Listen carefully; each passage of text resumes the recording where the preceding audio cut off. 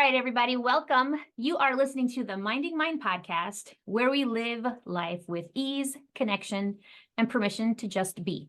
I'm your host, Evelyn LeVasseur. Welcome back to another episode. Today, I get to sit down with Rajah, and we're going to be talking all about building generational wealth through sales. And I can't wait for you to hear more. Anu is a business coach for women of color coaches and someone who has actually been instrumental in me claiming the depth of my identity. She set me on this incredible journey of just owning all of me. I don't even know if she knows that. By doing these exercises in self-concept that really blew my mind and changed the trajectory of how I would take my business, how I would take my coaching, and how I would live.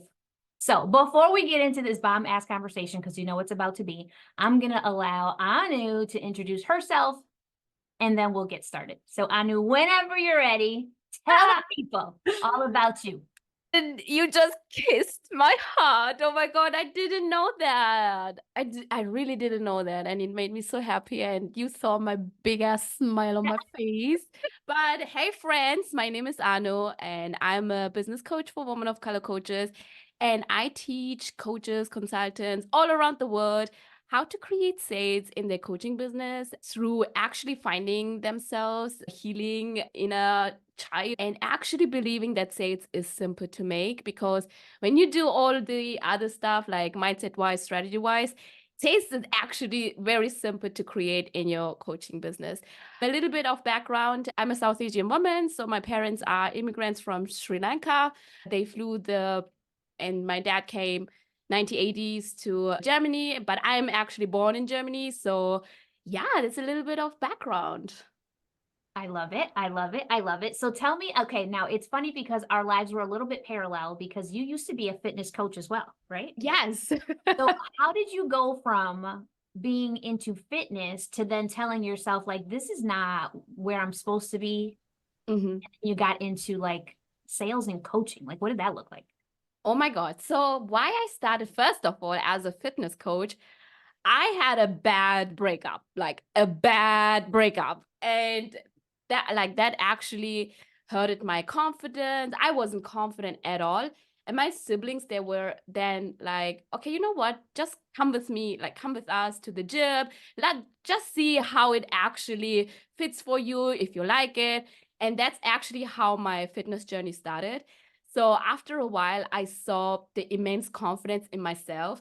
I saw how my body was changing. I saw how strong I was getting. And people in the gym asked me, Anu, how are you doing that? What is actually going on with you? I don't know the time period, but there was a time where I was the only woman in the gym who was lifting heavy weights and doing heavy things.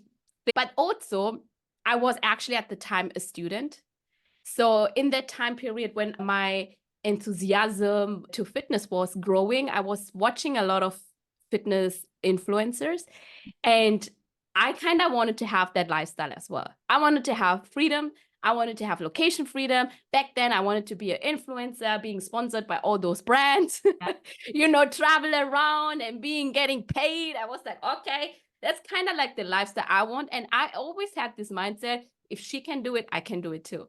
So that's how I started to build a community on Instagram. And then woman actually messaged me, hey, how are you actually doing this in the fitness? Should I actually focus on nutrition, or should I actually focus on doing squats? And that's how I actually got into fitness coaching. And after a while, I think it was almost 2 years, I started to feel inside of me that I was meant for more, especially when I started my fitness coaching business in 2018. I didn't feel represented in the industry.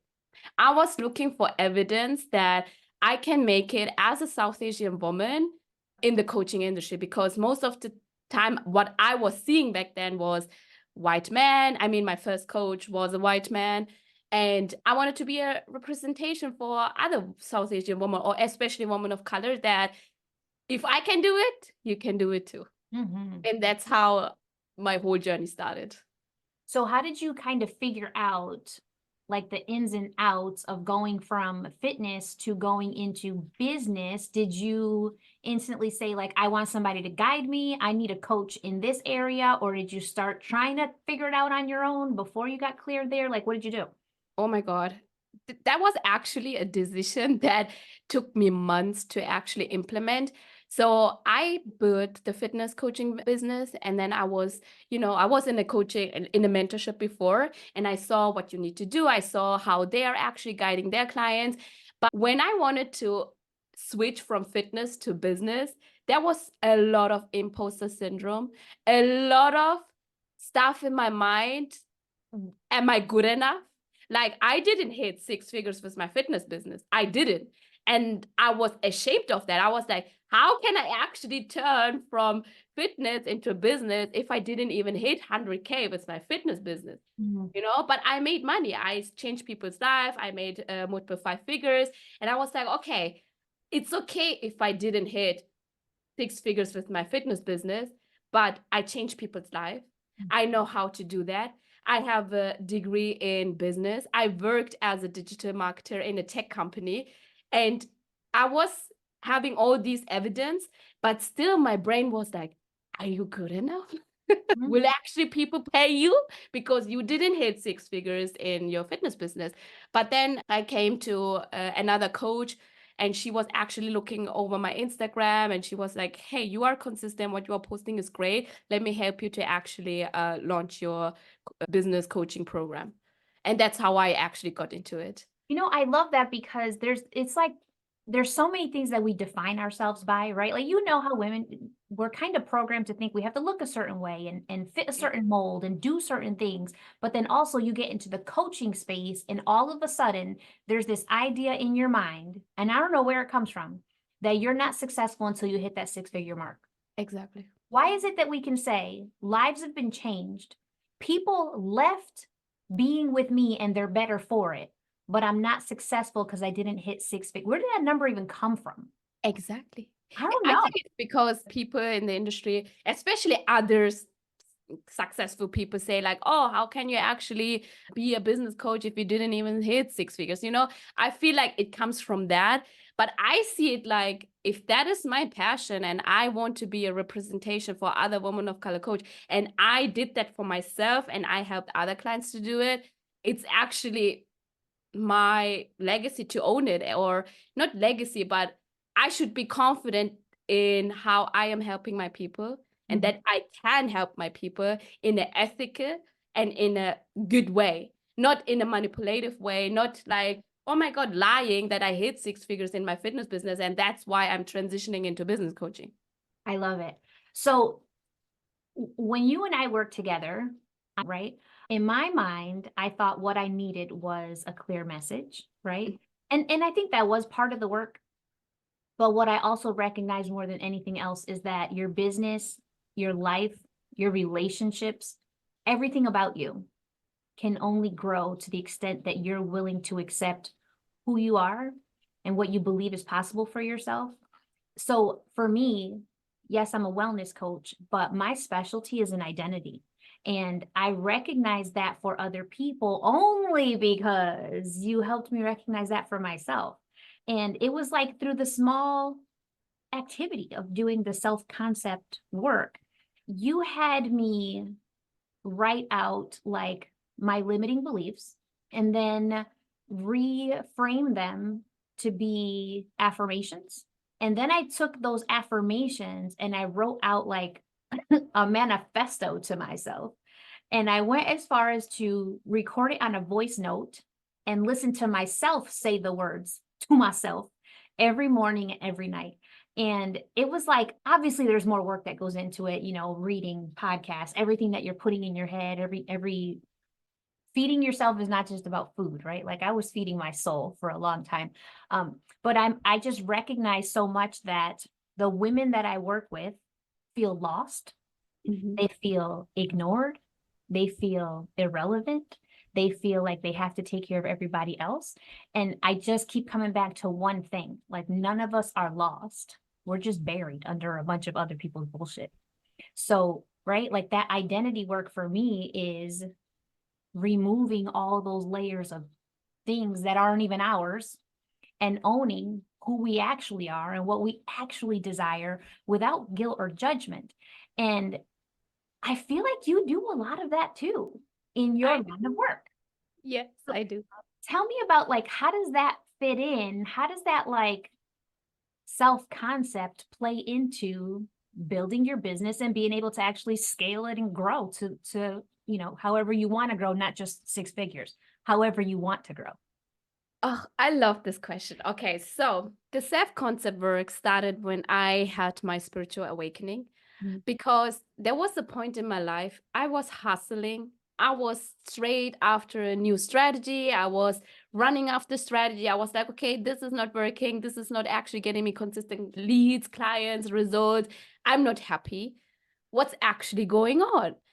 And when I had my spiritual awakening, and you know, the funny thing is, the spiritual awakening actually came because of a relationship, you know, that hit my face, and then the business hit my face. I was literally, I don't know, I was on the ground. I was even under the ground. Yeah. And in that period, I was like, okay, I need to work on myself. And when I started to focus on me, the business was aside. I wasn't even looking at the business. I wasn't looking at other people. I wasn't looking at nothing but only on me. That's when the self-concept work started to actually help me to see who I am inside of me, which actually translated into my business. Mm. So I know a lot of women of color coaches, like I know as a female entrepreneur, we want to be successful. And how you said it, we want to hit a certain number in a certain period in order to identify or in order to say we are successful. I am good enough. I am worthy enough of these results, right? But if you don't know who you are inside of you and you define yourself that this is success, when you hit that, you won't even feel successful. You will feel like, okay, it's like, okay, I hit another milestone. Now what? I need to hit the next milestone in order to feel successful. But if you do the inner work, if you feel like you are whole inside of you, if you are feeling happy with everything that you are having, the milestone is just another milestone. And you won't be dependent on the milestone to feel happy, to feel whole, to feel like I actually am good enough, to feel like I am worthy enough. That is so So, true. Go ahead. and I realized instead of giving my clients only strategies, I know clients come to me, they want to have better strategies. And trust me, strategy and having a plan is important. Like you are running a business without that, it's like you are throwing spaghetti on the wall. So strategy is important, but 80% of being a CEO, of being a business owner is everything about your mindset. It's everything about you are believing. If you believe that your offer isn't good enough, you won't sell, you won't market, you will always hold yourself back, you will always compare your offer to another one, you will always have this fear, imposter syndrome, you will think that, I don't know, that competitors are stealing your clients. So when you work on your belief system, you will show up different. And that's how I included self-concept or identity work, however you name it, into my coaching, because I love to see at the end of our coaching container who you became as a person. I don't like, yes, I want you to make money. I want you to see the sales. I want you to make your investment back. I want you to double your revenue. That will come. But if you tell me as a client that I changed who you are as a person and you became a better version, you became your higher self, yeah, I'm flying. That's it right there. Like it's same thing with me. Like women will always say like, I really want to lose 20, 30 pounds or whatever it is. And it's like at the end of our container, not one, not client that I have is talking about their scale. No. One, they're talking about their confidence. They're talking about how they show up different with their husbands. They're talking about how they're a different parent. They're talking about how they feel comfortable no matter where they are, no matter who's around. They're just comfortable, right? So that even like when you're talking about that, how we said you identify with that six figures as successful. I feel like we do that in every area of our life. Like when people have kids who are well behaved, they don't look at the kids as their own people.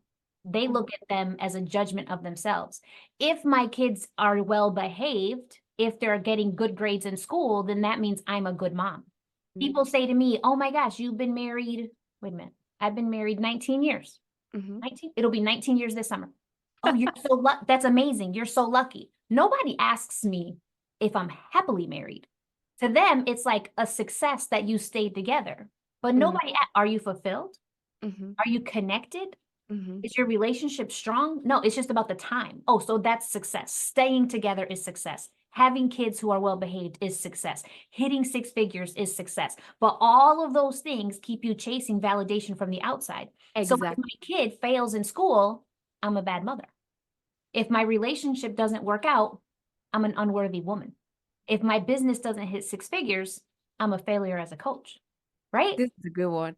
All of that stuff is external validation, when the truth is, if you really root yourself in your own identity, none of that shit matters. No. My kids could fail in school, and I will tell myself that is their journey.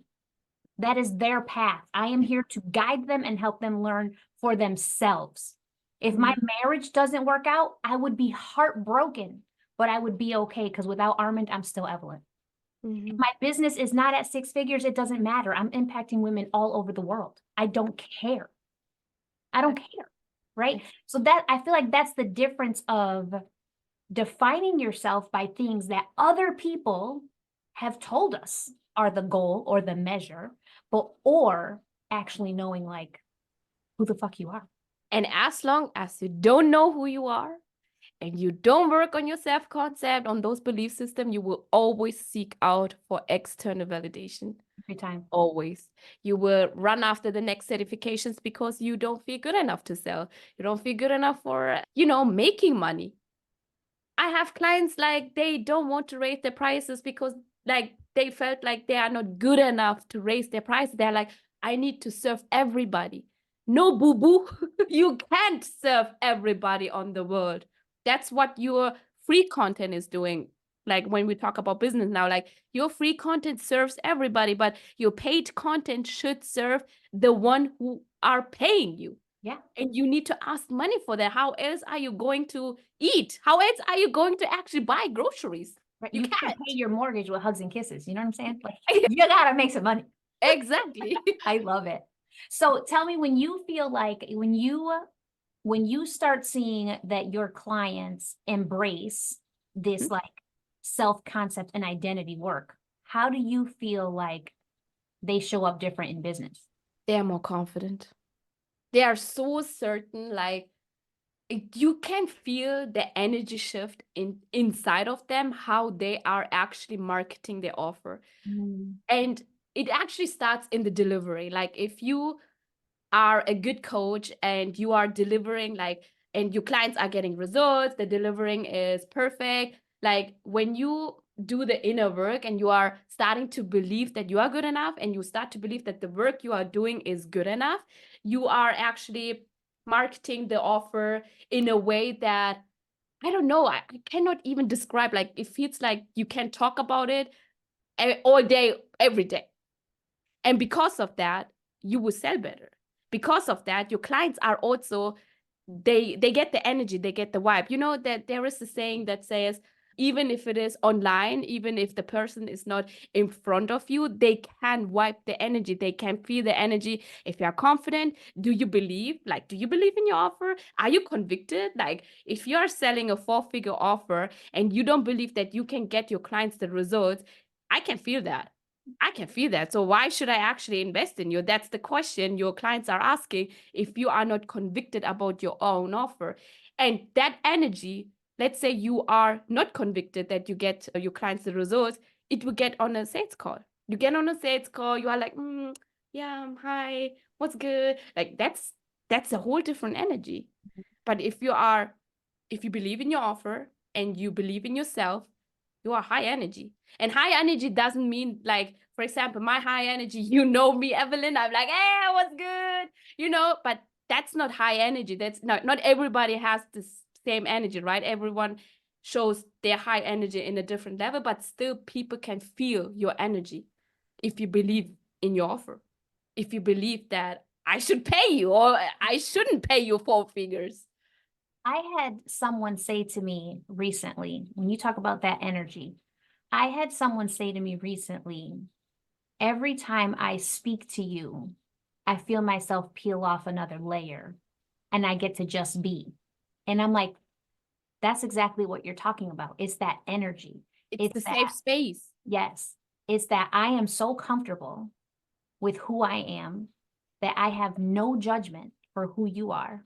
Therefore, we get to just exist without a mask, without trying to be something that we're not, without trying to like, listen, I have had calls with you where I'm like dressed and done up and doing my recordings or whatever. I've had calls with you where I'm like in pajamas and my hair in a bun and no makeup on, right? And either way, like I'm comfortable.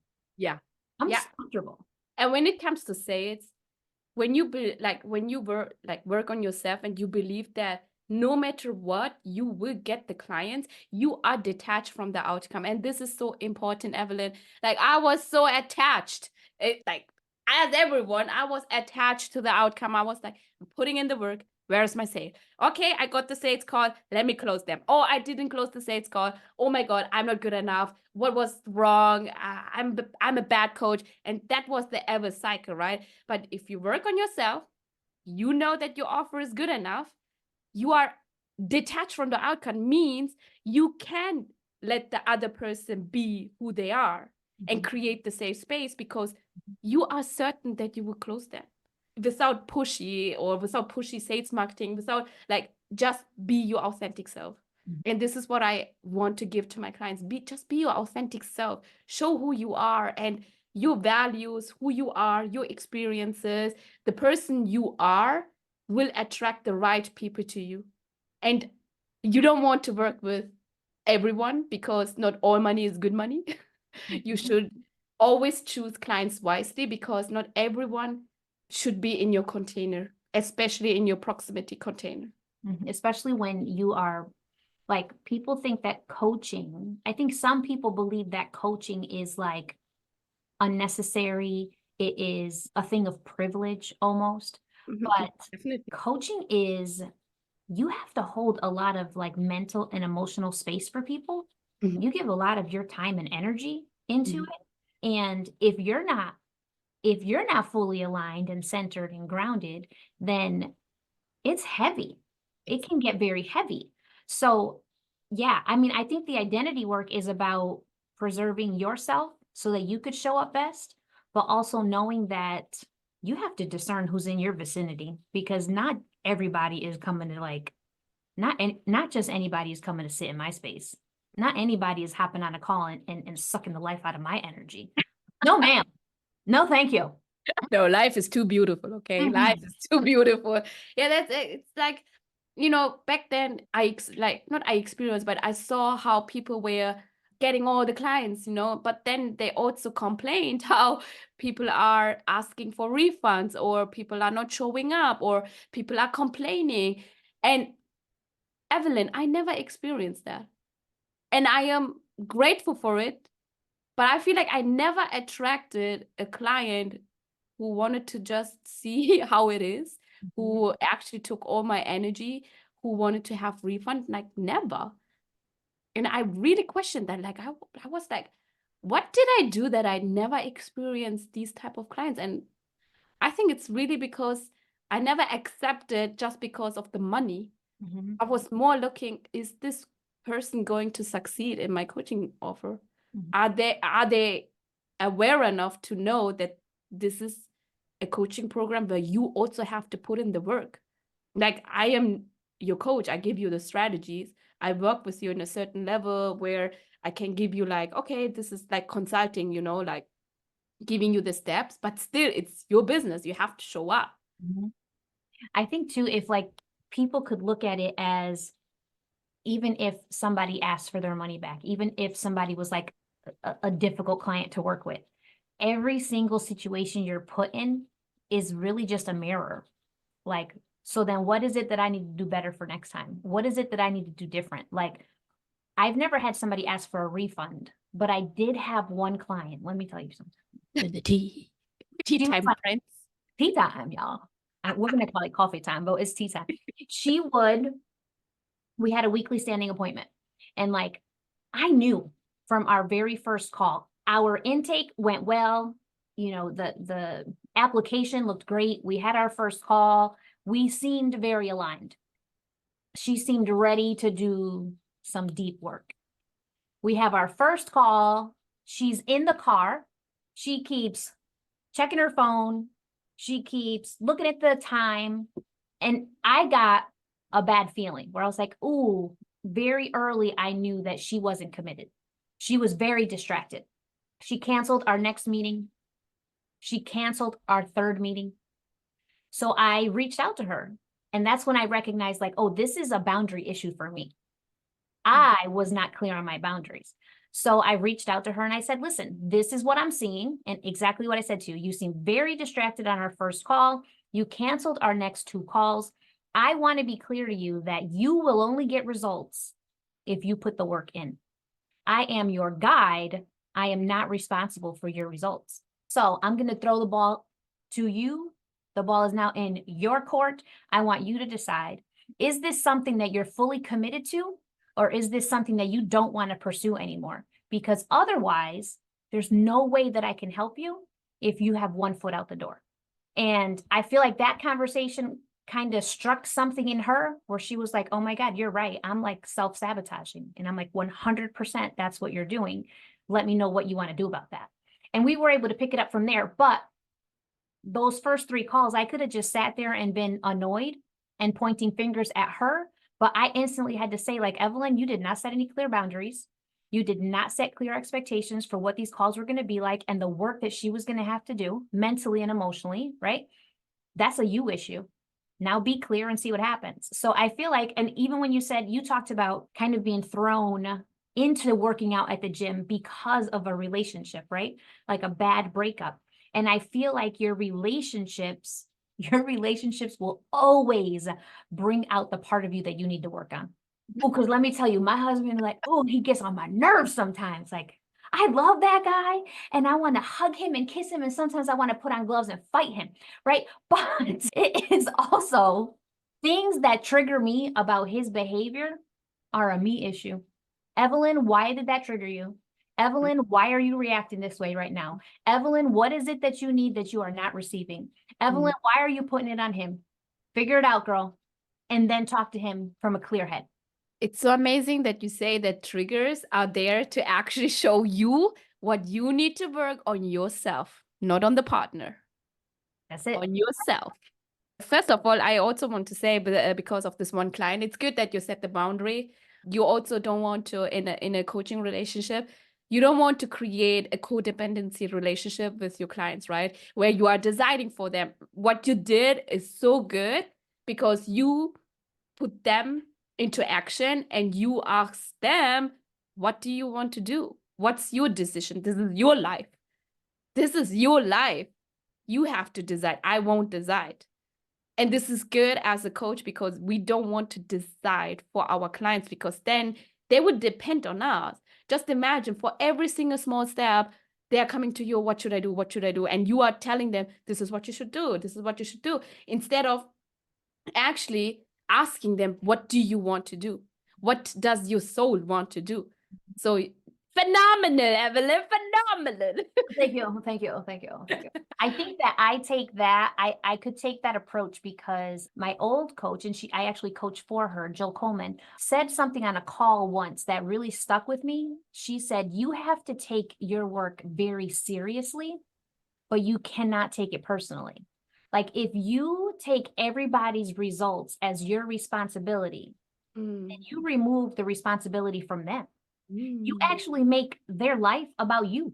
So really, Anu, I'm telling you, like if I coach you, your life is going to be better and it's my responsibility. That doesn't make any sense. Then I am the main character in your story. No. I have to know that my work is important. My work is valuable, but my ultimate responsibility is to empower you to choose for you. The rest is none of my business. That's it. Mic drop, people. Mic drop. All right, ma'am. We could talk all day long. I know because we do that very often. But tell me a little bit about what is it that you're working on And how can people reach out to you? How could they work with you if they were interested? All the things. Okay, just the last words I want to say. So if you are a woman of color coach or female entrepreneur, doesn't matter. Sales is truly a spiritual journey. This is something I wanted to say. The more you work on yourself, the quicker the sales will come, the quicker you would detach from the outcome. You will show up differently so that it will pay off. It will pay off. Okay. Like you have to plant the seeds and the fruits will come for sure.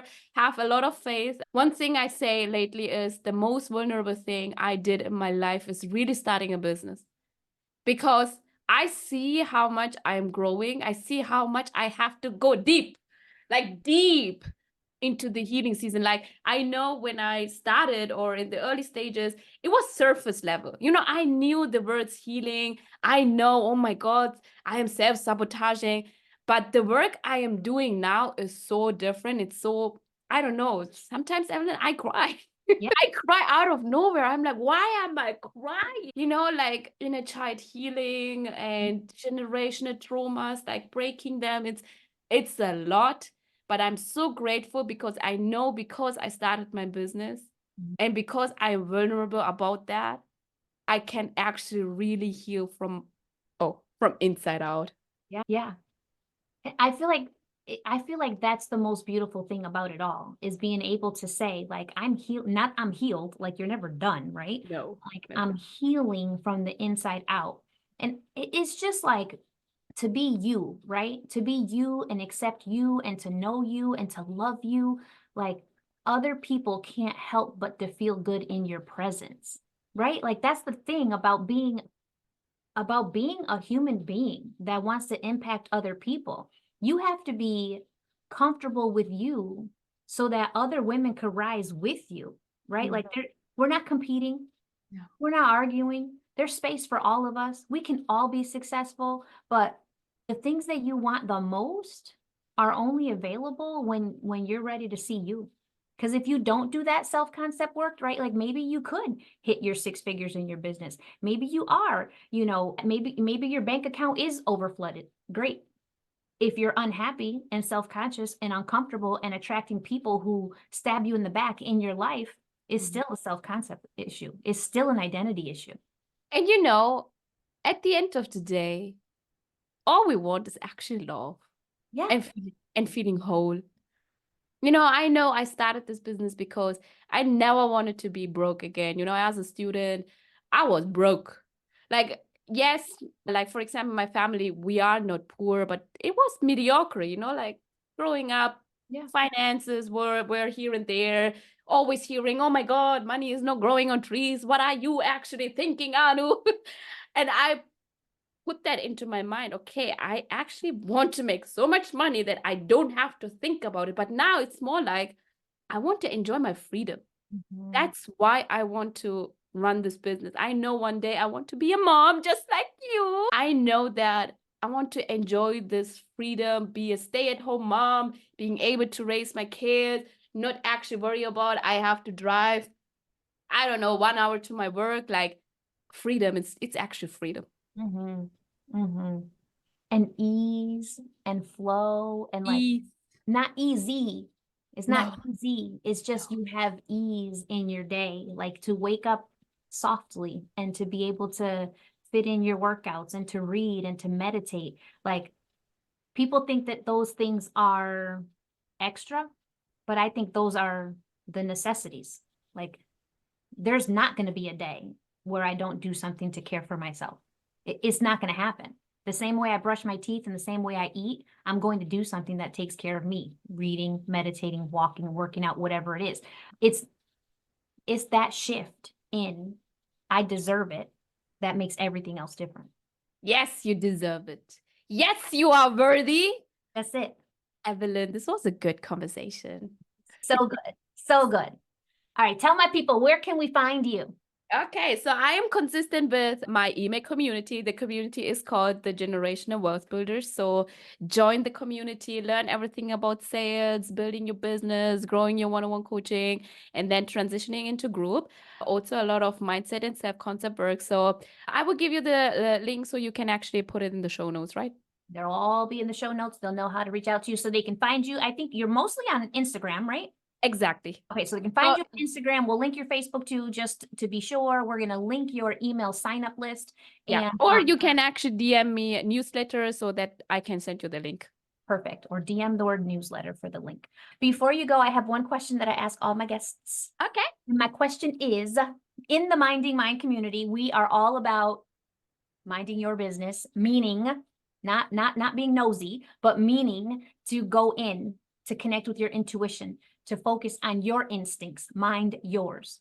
How do you feel that minding yours is changing the legacy that you can leave? Being intuitive, following your instincts, falling in love with you, how does that change the legacy that you can leave? That I'm not in a rush. Separation is an illusion. Separation is an illusion. I know that I already, for example, how can I go deep into that without actually keeping it too long? But rushing it, rushing to hit the 7 figures. I don't do that. But if I love myself, if I know that I don't separate myself from the goals I have, from the universe, from God, I don't have to rush, right? So do you feel like your ultimate legacy is one that's rooted in trust and faith? That's it. That's it. Believe in yourself. One thing I want to say, believe in yourself. Because if I can do it, you can do it too. And it's not like God chooses or picks people to be successful and to say other people cannot. It's just if you believe in that, you can do it. Work on your self-concept. Ultimately, what you believe is your reality. Exactly. Right? You will make, if you say I'll never be successful, guess what? You're right. If you say is mine, then it is. It is. I love it. Everything is mindset. Everything is self-concept. Yes. Mic drop. Mic drop. End of story. All right, folks. This was so good. As I expected. All right. So I just want to say thank you to Anu. Thank you to everybody for joining in today. Thank you for listening to another episode of Minding Mind. If this episode resonated with you, remember to either comment, rate, and review. Your feedback always helps me grow. And until next time, everyone, go live your life on your terms and please mind your business. We will catch you in the next episode.